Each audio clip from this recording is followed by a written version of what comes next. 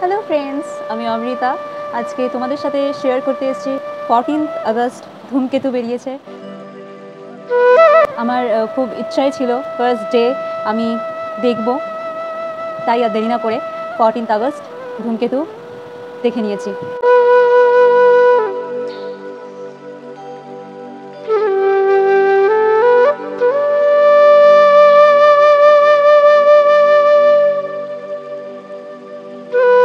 First movie দেখেছিলাম বাবার সাথে, ওটা ছিল দেবেরই মুভি চাঁদের পাহাড়। সেকেন্ড মুভিও দেবেরই হলো ধূমকেতু।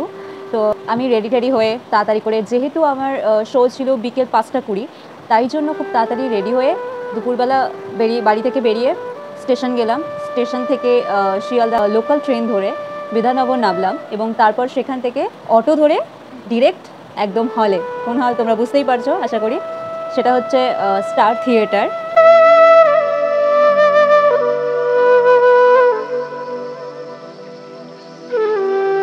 আমি কোনোদিন ওই হলে যাইনি আগে, তো গিয়েই তো খুবই খুবই খুবই খুবই এক্সাইটেড ছিলাম, বিকজ একটা এরকম মুভি আমি দেখতে যাব যেটার জন্য লাখো লাখো মানুষ ওয়েট করেছিল 10টা বছর। তো তারপর ওখানে পৌঁছানোর পর ভাবছিলাম যে ওখানে গিয়ে ভিডিও করব, কিন্তু সত্যি কথা বলতে গতকাল এতটাই গরম ছিল আমার না শরীরটা খারাপ হয়ে গেছিলো। আর ওই থিয়েটারে পৌঁছানোর পর চলো দেখে না।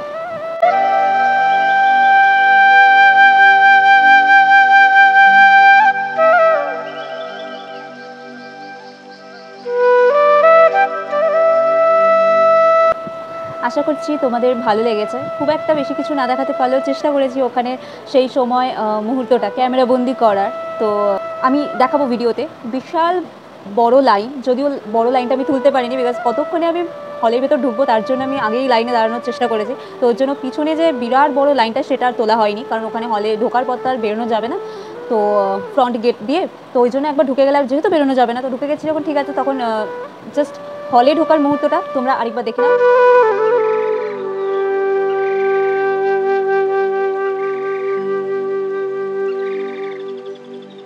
যখন একদম আর কি হলে ঢুকে গেছি, বসবো এবার, সেই মুহূর্তটা তোমরা দেখে দাও।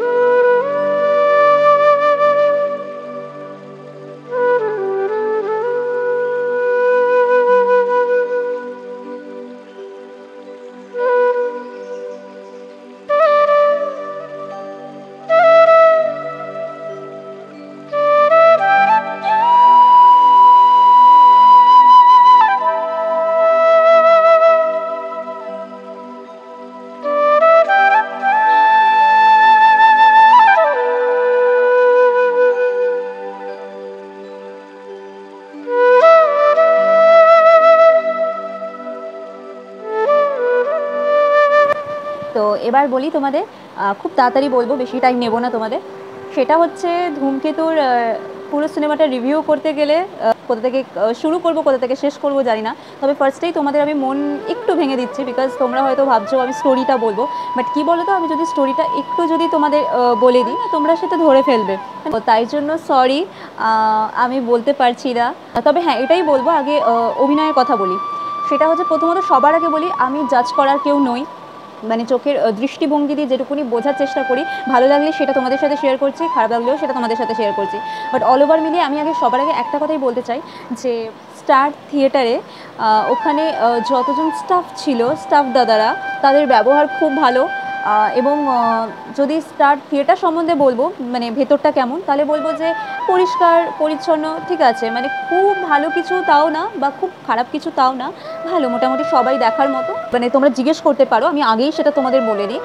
সেটা হচ্ছে যদি বাইরে থেকে তোমরা কিছু খাবার ওখানে নিয়ে যেতে চাও, ওখানে যে কেউ কোনো বাধা ক্রিয়েট করছে না। মানে অনেক হলে আছে না যে বাইরের খাবার কিনে নিয়ে গেলে সেখানে ঢুকতে দেয় না, স্বাভাবিক, কারণ সেখানে তাদের বিক্রি বাট্টা সেটাও তো একটা হবে না, না? তো তার জন্যই সেই ক্ষেত্রে অনেক জায়গায় ঢুকতে দেয় না খাবার নিয়ে, কিন্তু অনেকেই ওখানে খাবার নিয়ে ঢুকেছে।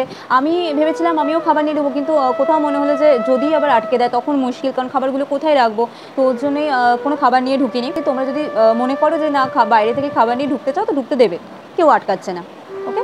আর আরেকটা কথা যেটা বলবো সেটা হচ্ছে ধূমকেতু মুভির সবার আগে আমি অভিনয়ের কথা যদি আসি, সেখানে সবার আগে আমি রুদ্রনীল দার কথা বলবো। রুদ্রনীল দা, তুমি যা অভিনয় করেছো, আমি গতকাল থেকে মানে 14th আগস্ট যেদিন আমি মুভিটা দেখতে গেছিলাম সেদিন থেকে তোমার ডাই হার্ট ফ্যান হয়ে গেছি। বিকজ আমি ভাবতে পারিনি মানে তুমি তোমার যে চরিত্রটাকে তুমি করতে পারো, মানে এভাবেও তুমি সবার সামনে তুমি নিজেকে মেলে ধরতে পারো। তো জাস্ট হ্যাটস অফ। এক কথায় সারছি, আমি একটা কথা বলে দিই, সিনেমাটা শুরু হবেই রুদ্রনীল দাকে নিয়ে, ঠিক আছে? তো ওনার যা লুক, ওনার যা ক্যারেক্টারটা ছিল, মানে অসম্ভব ভালো। উনি যা করেছেন আউটস্ট্যান্ডিং। উনি মানে দেবদা তো আছেই, দেবদা তো নো ডাউট, দেবদার কথায় আসছি, বাট মানে সিনেমাটাকে বেশি বুস্ট করেছেন আমার মনে হচ্ছে উনি, রুদ্রনীল দা। আমি জানি না তোমরা যারা দেখছো কতটা সহমত আমার সাথে করবে, বাট রুদ্রনীল দা সিরিয়াসলি খুব ভালো হয়েছে, খুব খুব খুব ভালো। আমি তো তোমার ডায়েট ফ্যান হয়ে গেলাম গতকাল থেকেই। চলে আসছি দেবদার কাছে। দেবদা কি বলবো, দেবদা তো অভিনয় আমরা সবাই ফ্যান।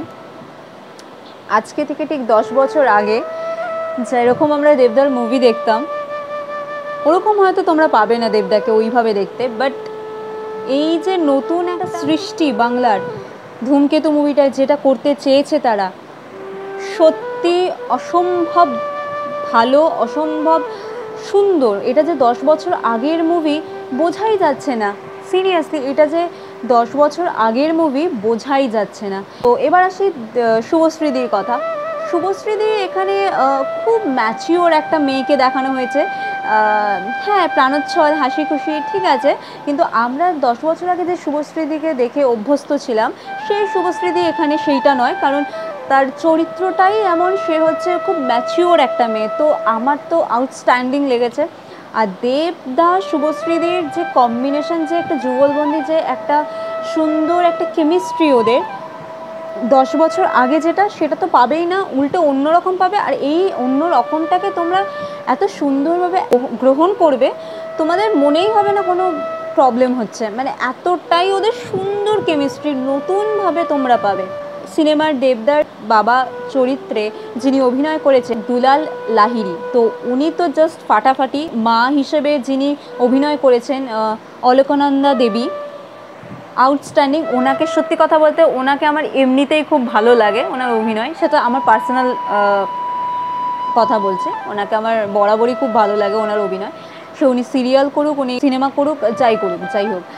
তো তারপরেই আসছি হচ্ছে ধূমকেতু চরিত্রে দেবদার যে ভাইয়ে আলী বলে একজন অভিনয় করেছেন, সেই দাদা খুব ভালো করেছেন। ছোট্ট চরিত্র হলেও জিনিসটাকে ফুটিয়ে তোলা খুব ইজি নয়, খুব ভালো করেছেন। পরমব্রতদা তো দুর্দান্ত, উনি যখনই চরিত্রটা করেন এত অনায়াসেই করে দেন, তো সেটা বলা বাহুল্য। আর ওনার পরমব্রতদার চরিত্রটা ছিল অল্প, বাট অল্প হলেও যথেষ্ট মেইন ক্যারেক্টারও বলা যেতে পারে। তো এখানে একটি বাচ্চা মেয়েও অভিনয় করেছেন, সেই মেয়েটাও খুব সুন্দরভাবে ফুটিয়ে তুলেছে, ছোট্ট একটা মিষ্টি মেয়ে, খুব ভালো করেছে, খুব খুব সুন্দর। নয় চিরঞ্জিত দা, আমি দাদা বলেই সম্বোধন করলাম তোমাকে। চিরঞ্জিত দা উনি তো মানে উনি তো এমনিতেই সিনিয়র আর্টিস্ট। তো সত্যি কথা বলতে দুলাল লাহিড়ী, তারপরে অলকানন্দা দেবী, চিরঞ্জিত দা, এনাদের নিয়ে তো আমার বলা একদম সাজে না। যাই হোক, তো ওনারা ফাটিয়ে অভিনয় করেছেন, যতটুকুনি রোল ছিল কিনা, জাস্ট যাই হোক, সবাইকে জাস্ট হ্যাটস অফ। বিশেষ করে সব কিছুর পরেও আবার বলবো রুদ্রনীল দা, তোমাকে সত্যি, তোমার আমি ফ্যান হয়ে গেছি। আর তোমরা আমার সাথে সহমত হবে, যারা এই মুভিটা দেখবে, যারা অলরেডি দেখে ফেলেছো তারাও সহমত হবে, যারা দেখবে তারাও সহমত হবে। রুদ্রনীল দা জাস্ট খুব ভালো হয়েছে, খুব ভালো, খুব ভালো, খুব ভালো। তুমি জাস্ট এগিয়ে যাও। আর যেমন শুভশ্রীদির আর দেবদার কেমিস্ট্রিটা বললাম, তেমনি রুদ্রনীল দা আর দেবদার কেমিস্ট্রি পুরো সিনেমাটাকে এগিয়ে নিয়ে যাওয়ার জন্য ওরাই জিনিয়াস, ওরাই পাঠিয়ে দিয়েছে, আর কিচ্ছু বলার নেই। তাছাড়া গান গান জাস্ট ভাবা যায় 10 বছর আগের যে গানগুলোতে আমরা শুনলে পরে নাচতাম, পুজোর সময় ইভেন এখনও যদি সেই গানগুলো বাজানো হয় আমরা তো জাস্ট, তো এখন তো সেই সব গান আমরা পাবো না, স্বাভাবিক সেই সব গান এখন আর হবে না। যে গানগুলো শুনছি আউটস্ট্যান্ডিং বলে আমার মনে হয়। ইভেন তোমরা যে গানগুলো এখনও শোনোনি, মানে যে দুটো গান এখন মানে সেটা বেরোয়নি কিন্তু সেটা মুভির মধ্যে আছে, যেমন নচিকেতাদার গান।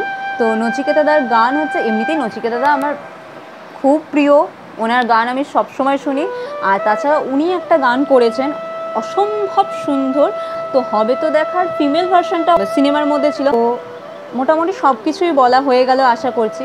তবে প্লিজ তোমরা আশা করো না আমি এর মধ্যে স্টোরিটা বলতাম, কেন কি স্টোরিটা বললে সেই যে একটা কিউরিসিটি ব্যাপারটা নষ্ট হয়ে যাক, আমি সত্যি বলছি তোমাদের চাই না, তোমাদের সেই কিউরিসিটি ব্যাপারটা নষ্ট হয়ে যাক চাই না। তবে হ্যাঁ, আরও দুটো কথা আমি বলতে চাই, খুব ইচ্ছা করছে, প্লিজ তোমরা কেউ রাগ করো না, আমি স্পয়লার করবো না, বাট একটা না বললেই নয়। ওখানে একটা সিন ছিল যেটা তোমরাও হয়তো দেখেছো কিনা জানি না, যারা যারা দেখেছো তারা বুঝতে পারবে। একটা সিন ছিল ওখানে দেবদার, যেখানে কাঁচ মানে আয়না ছিল, আয়নার মধ্যে দেবদা দাঁড়িয়ে কয়েক সেকেন্ডের একটা সিন ছিল। দেবদা তুমি যা করেছো, ওখানে না আমার হার্টবিট বেড়ে গেছিলো, মানে হাতটা পারলে হাতে চলে আসবে এরকম একটা অবস্থা, মানে আমি কী বলবো, মানে যাই হোক। আর আরেকটা কথা না বললেই নয়, মুভির মধ্যে কিছু কিছু পরিস্থিতিতে এবং মুভির শেষে যে ক্লাইম্যাক্স ছিল, রুদ্রনীলদার আমার মনে আছে একটা ক্লাইম্যাক্স ছিল লাস্টে, আমার দেখে না চোখ দিয়ে আমার, মানে আমি হাসবো না আমি কাঁদবো বুঝতে পারছি না, কিন্তু চোখ দিয়ে আমার জল গড়াচ্ছে, রীতিমতো চোখ দিয়ে আমার জল গড়াচ্ছিল। সিরিয়াসলি গাইস, দেবদা তোমার যে বয়স্ক যে লুকটা ছিল, তুমি যে বয়স্ক যে চরিত্রটা করেছো, সেখানে হাঁটা চলা, আদব কায়দা, কথা বলা আউটস্ট্যান্ডিং। তোমার ওই যে হাঁটা চলা, তোমার বসা, তোমার স্টাইল, তোমার কথা বলা, মানে একটা পুরো যে বয়স্ক যে একটা লোক, সেটা যে তুমি ফুটিয়ে তুললে, সত্যি বলছি। হলে আমি গেছি তো গতকাল, আমি দেখতে পেয়েছি সবার কি ইমোশন কাজ করছিল, সবার কি মানে জাস্ট আউটস্ট্যান্ডিং। সব শেষে একটা কথাই বলবো, প্লিজ তোমরা ধূমকেতু দেখতে চাও, ঘরে বসে যখন পরে টিভিতে আসবে, হয়তো অবশ্যই মোবাইলে চলে আসবে, সেই সময় না দেখলে তোমরা সেই যে ফিল, সেই যে মজাটা পাবে না, যতটা না তোমরা গিয়ে দেখতে পাবে হলে। তো প্লিজ তোমরা ধূমকেতু দেখতে যাও। তোমাদের টাকা, আমি বলছি আমার মতে তোমাদের টাকা ওয়েস্ট হবে না, তোমাদের টাকাটা পুরো উসুল হয়ে তোমরা সেই যে ধূমকেতু আনন্দটা, সেই মজাটা, সেই যে কোথাও অসমাপ্ত লাস্টে থেকে গেল, সেই ব্যাপারটা তোমরা কানেক্ট করতে পারবে। আর বেশি কথা বাড়াচ্ছি না, তো চলো এখানেই শেষ করছি। আর কিছু কিছু মুহূর্ত তোমাদের সাথে শেয়ার করব, তোমরা ভিডিওতেই দেখতে পাবে, দেখতে পেয়েওছো অলরেডি আশা করছি। তো চলো এখানেই টাটা বাই বাই। আশা করছি তোমাদের ভালো লাগবে ভিডিওটা, ভালো লাগলে অবশ্যই লাইক করে দিও, সাবস্ক্রাইব করে দিও, বেল আইকনটা প্রেস করতে একদম ভুলো না, আর সবার সাথে শেয়ার করে দিও। আর যদি তোমরা এরকম ভিডিও আবার দেখতে চাও তাহলে অবশ্যই কমেন্ট করে জানাবে তো, জানিও। Bye bye.